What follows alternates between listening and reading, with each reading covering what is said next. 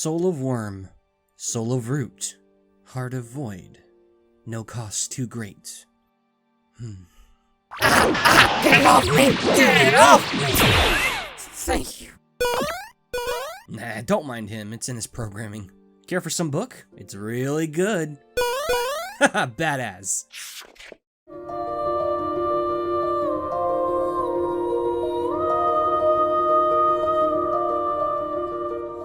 All too often, I turn to the light I think I know so deeply, following a wish I cast desperately for comfort. Great light, my undying memories, hear my plea. Nay, this day, instead I feel and see that warmth of an old friend in the darkness. I seriously gotta thank you all for giving me the courage to say hello, because you picked the right one off the great Team Cherry tree. When I started making these reviews, I felt inclined to personally weed out what my audience wanted to see most as one.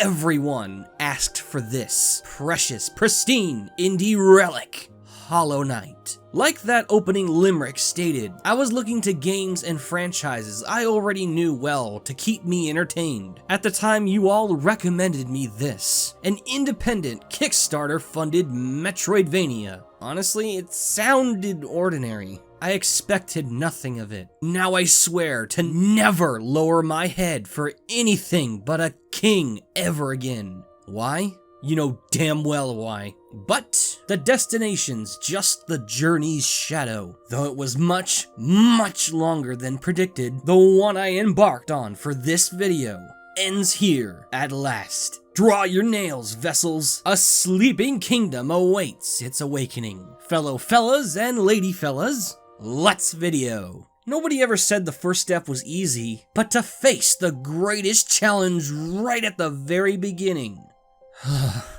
I'm ready. Hollow Knight's story and lore is second only to Five Nights at Freddy's in intangibility, and likewise, what it bestows hails from a plane of existence untold. What I once humorously dubbed a bug's life for emos, the tale of one bug's descent into the husk of a grand bygone kingdom converts any and all snark into sustenance for the deep dark. Ingeniously using the oft underestimated insect kingdom to quietly paint a sphere of incredible emotional power. The worlds and identities Team Cherry creates are aimed straight at your heart and soul, and revealing both to them promises an unforgettable experience. The subterranean domain of Hollow Nest, once the proud and loving heart of all sentient arthropods, fell under the sting of a ruthless infection corrupting the free-willed, absorbing them into its great hive mind, knowing it to truly be the moth goddess of light, the radiance, the great ruler of the dying kingdom. The Pale King beseeched the void, the force opposed, for genderless, empty children of darkness, to contain the infection within their hollow shells to protect his land. One thought to be made perfectly pure and incorruptible,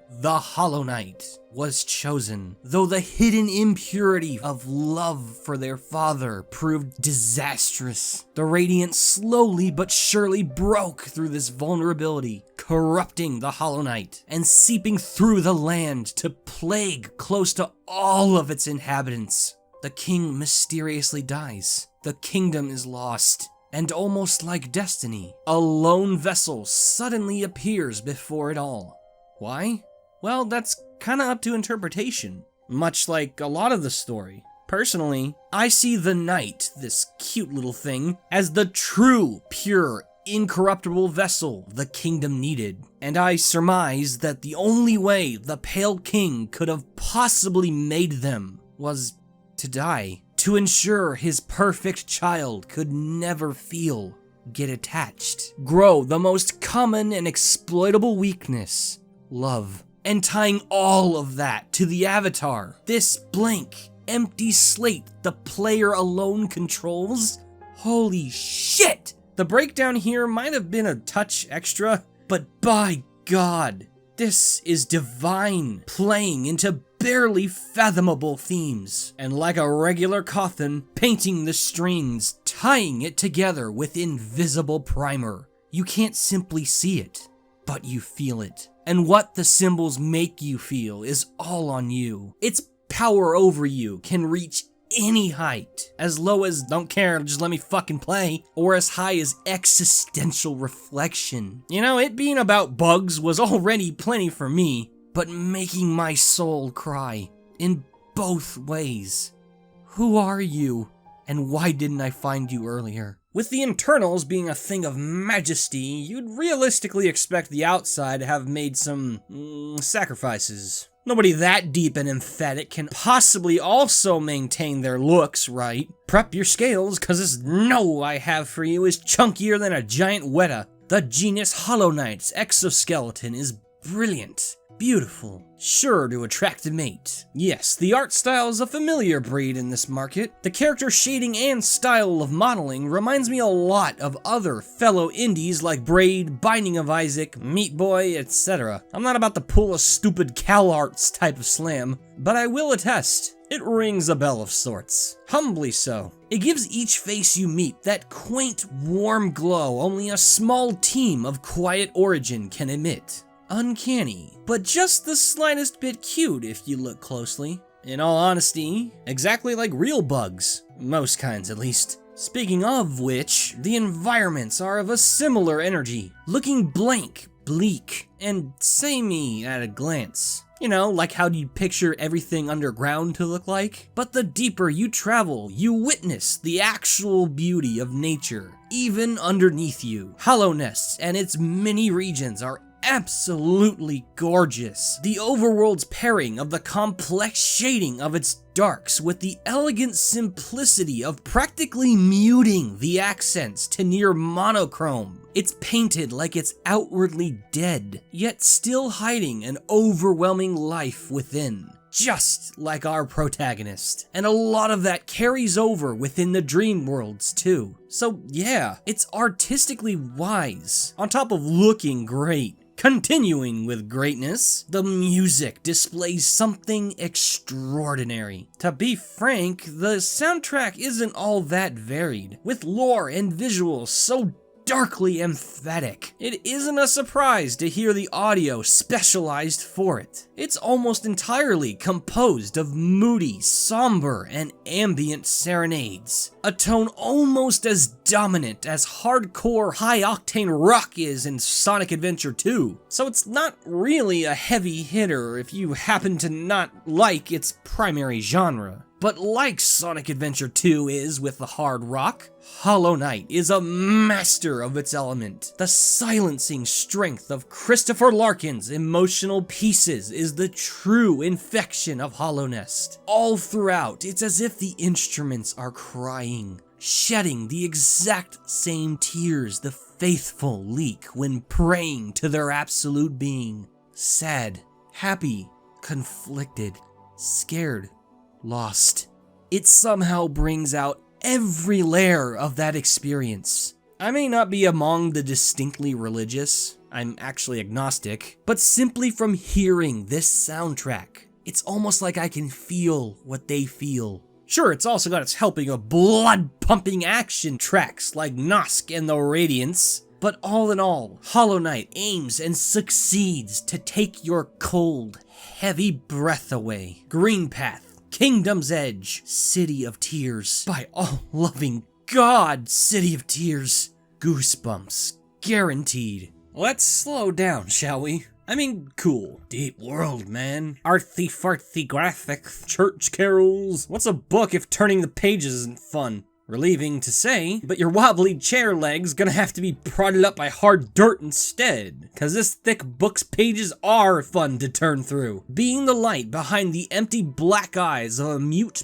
buggy badass. I'm confident any good look at the game's opening shot will shoot up anyone's thirst for adventure, with the promise of sprawling Metroidvania goodness up ahead. We as the knight depart. Hollow Knight's quick to tell you that it's done its damn homework, gradually advancing through the darkest, deepest hole in the ground ever. Our cute little rogue uncovers a vast gallery of special abilities, spoils, and thrills, all of which are arranged in a method expertly tailoring to the transcendental sense of flexible progression this game type wears so proudly. Something HK emphasizes more than most Metroidvanias I know is exploration. Most of the expansions you find enhance your mobility more than your combat potential, interestingly. Dashing, double jumping, wall jump, super duper dashing. The sense of reward is placed more in filling out the map with these advanced movement options than nuking faces. The massive subterranean provinces ahead open up considerably once you uncover this mobility. I love the game's general bias towards spelunking, obviously with the amazing aesthetics I already mentioned, but the platforming is actually a large factor. It gets incredibly tight at times, and the flagship joys of 2D platformers carry strong over the 20+ environments. Not to put down the combat at all, it does a lot with low-key very little. Save for flashy, less practical spells and charge attacks, all you have are basic swipes from a very short-range blade covering the 4 cardinal directions. Maximizing your output in fights is all on your positioning and mobility, similar to Zero and Mega Man X4.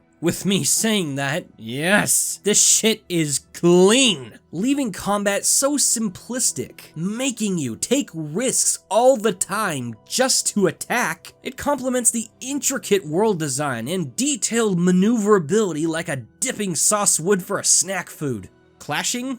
Yes, but somehow harmonizing into something delicious. It also helps that the wonderful versatility found in the charm system tweaks the knight's base abilities meaningfully, but not drastically, giving the same refined thrill of attribute modding as Paper Mario's badges, allowing for slightly custom forms of play. Tying this all together is the soul mechanic. It's essentially mana, granting extra spells for offense, and my favorite use, healing. And having nail strikes on enemies be the only truly consistent way to replenish it, it adds a satisfying dynamic of transforming your melee attacks into fuel for special attacks and healing. A brilliant, fun, and economic system I can't get enough of. One of the stronger takeaways from Hollow Knight is just how dense it is. Only costing at most $15 damn digitally, the wonderfully gifted developers rip themselves off by the fuckload in their sacrifice to enrich our lives without dealing the punch to our wallets they more than earned.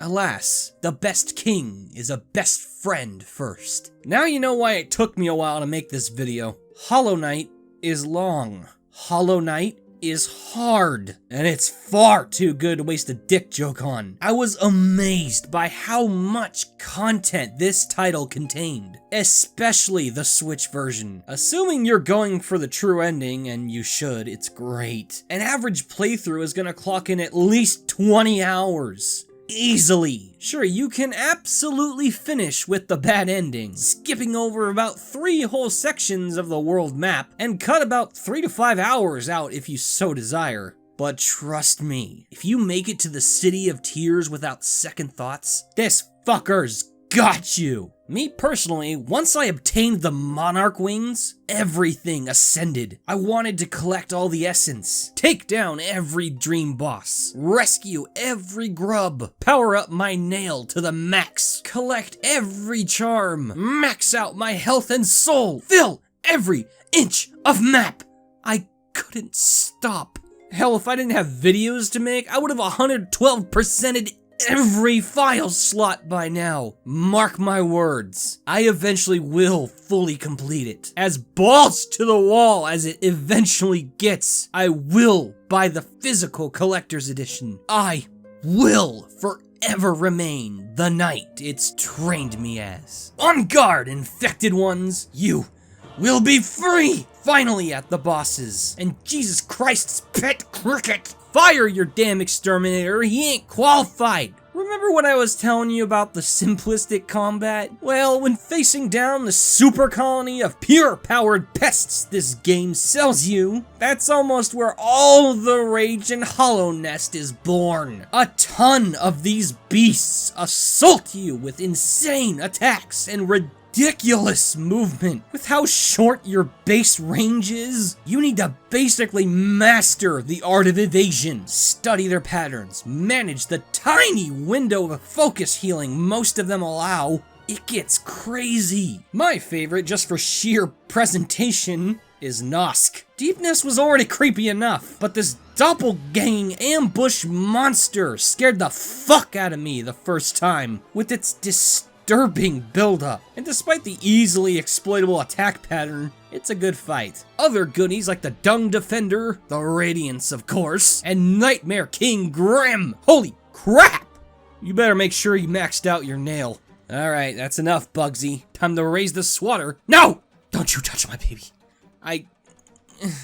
Okay, if I must. Alright, I hope to make this quick. So let's go ahead and ask the burning question. Is Hollow Knight perfect? Ow! Okay! No, probably not. Let's go over the obvious. This game's not all that approachable. For the type of gamer that prefers ease of pickup, understanding, and more concise experiences, this one's tricky to recommend. I told you about the general lore, design, etc., but actually digesting all that took, even me, a while. HK's not a game that you can just casually pop in and play it like it's no big deal. It is a big deal, and that's constantly at the forefront when you play. I know Metroidvanias in general are like that, but Hollow Knight's even more so than the standard. So you really have to love it to finish it. And as easy as that is to do, if you don't, well, oops. The game can also get a little frustrating at points, namely holding onto your Geo, the currency. If you die, and you probably will, all of your Geo and a third of your base soul manifests as an enemy you have to backtrack to your site of death to kill. And if you die again before getting it, poof! That Geo's gone forever. Before I got used to the game and its structure, I died early on with 15,000 Geo on hand, and I died before retrieving my shade.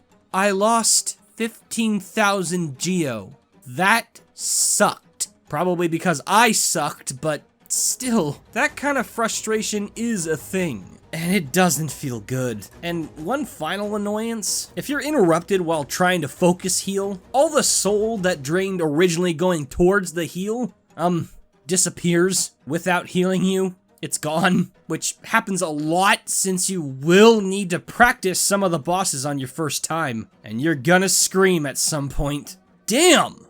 Exoskeleton of refined diamond, soul of a sleeping god, heart of affectionate eternity. No effort too great. Hollow Knight is beautiful, upstanding the classically insignificant image of a puny little bug and projecting something insanely significant onto it. Please don't tell me I'm just seeing this, because I want to feel this. I want to play this forever. Without a doubt in my mind, the greatest Metroidvania to not have Metroid or Vania in its name. And honestly, I think it's better than Symphony of the Night. And if it is behind Super Metroid, it's not by much. This is a $60+ multi-layered blockbuster disguised as some of the best $15 you will ever spend. I can't believe I walked past this. Very grateful to have those who told me to look back. Hollow Knight is very extra, I'll admit that immediately. Spiritually demanding, and is borderline poisonous to those who like their games simple and low committal. But if you have a deep appreciation for the complex and passionate, and haven't played this, I can guarantee you that appreciation can dive even deeper. A new top 30 favorite, unquestionably. Sometimes the smallest things take up the most space in our heart. This is being Fawful's Minion, saying remember to keep calm and have fury. Catch you next time. And now, give it up for the high tier patrons.